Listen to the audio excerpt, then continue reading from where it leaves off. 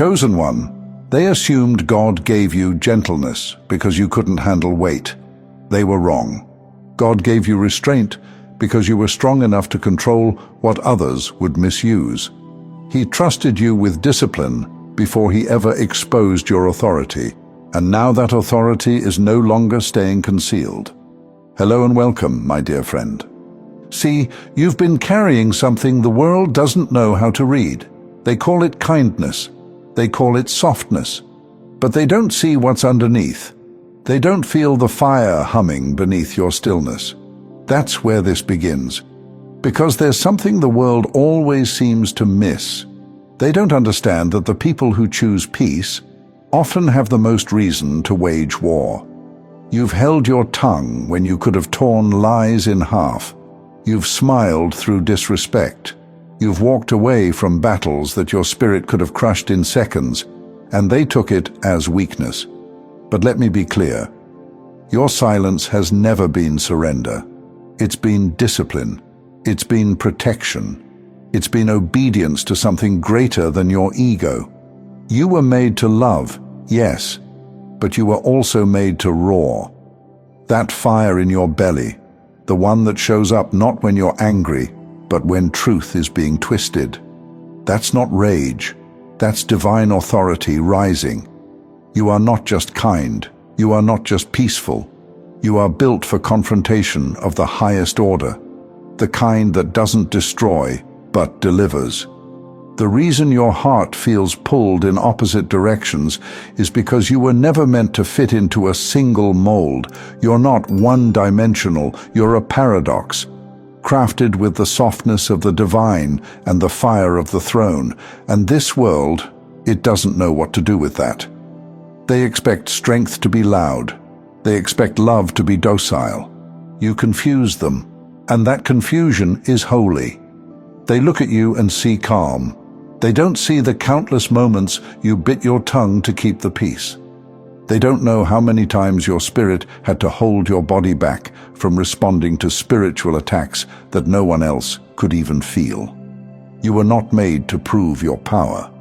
You were made to carry it, quietly, fully, unmistakably. Think of the times your presence shifted a room without a word. That wasn't charisma. That was spiritual alignment. The type that speaks before you open your mouth. And when you do speak, atmospheres pause, because your words don't come from frustration. They come from instruction. You were built to carry the tension, to be both anchor and arrow. Yes, you cry. Yes, you pray for peace. Yes, you want to be understood. But when darkness gets too loud, you don't break, you burn. Your spirit doesn't fight to win arguments, it moves to restore order. And that's what scares them. You've been underestimated because you wear compassion like armor. But don't forget what armor is made for. You didn't choose the fire inside you, you inherited it. And it's time you stop apologizing for the heat it brings. You've probably noticed by now, the people who are drawn to your peace sometimes try to disturb it just to see what happens. They poke, they provoke. They wonder if you'll ever push back. But what they don't understand is, you've never been afraid to fight. You've just been waiting for the right battlefield, because chosen ones don't fight for ego. They fight for alignment. This isn't about snapping at people who cross your boundaries. This is about standing tall when truth is on the line, even when your voice shakes. Even when your kindness is being twisted into a weakness that it's not. You didn't come here to blend in. You came to break molds, quietly, confidently, spiritually. You are the kind of person who holds back hurricanes with a smile, but you can bring the storm when heaven commands it. And that's what separates you. You don't need to shout to be felt. You don't need to clap back to win. Your restraint is your power. And your roar, it's reserved for justice, not ego. You were born for this balance, and you're about to reclaim it.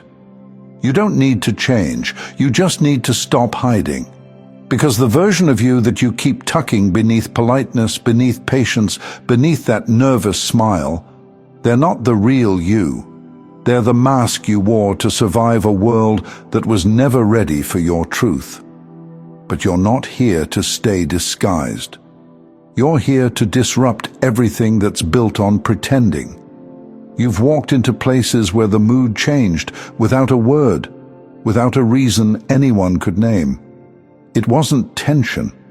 It was the room sensing something it couldn't define, but couldn't ignore either. They didn't see your face. They felt your frequency.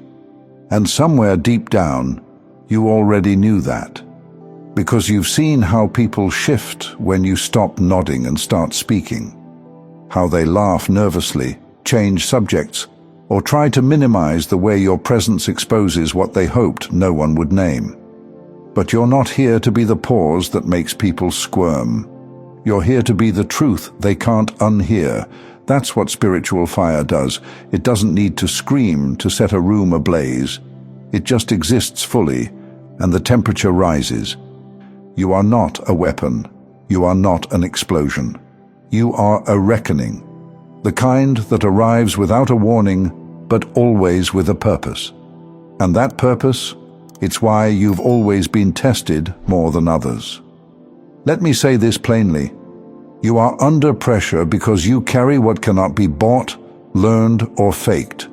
You carry weight, spiritual weight. That's why they push you. That's why they poke you. That's why even the ones who smile in your face will try to chip away at your peace. Because the enemy doesn't fear noise. It fears stillness that can roar when called, and you've mastered both. You've lived your life on the edge of explosion, not because you're unstable, but because you've been holding back the kind of power most people wouldn't know what to do with. You've chosen peace. But now it's time to choose truth, even when that truth is fire. And here's the part they never tell you. Being fierce doesn't mean being cruel. Being bold doesn't mean being bitter. Being a warrior doesn't mean being heartless. It means being willing to say, enough, when everything in the room is whispering, just let it slide.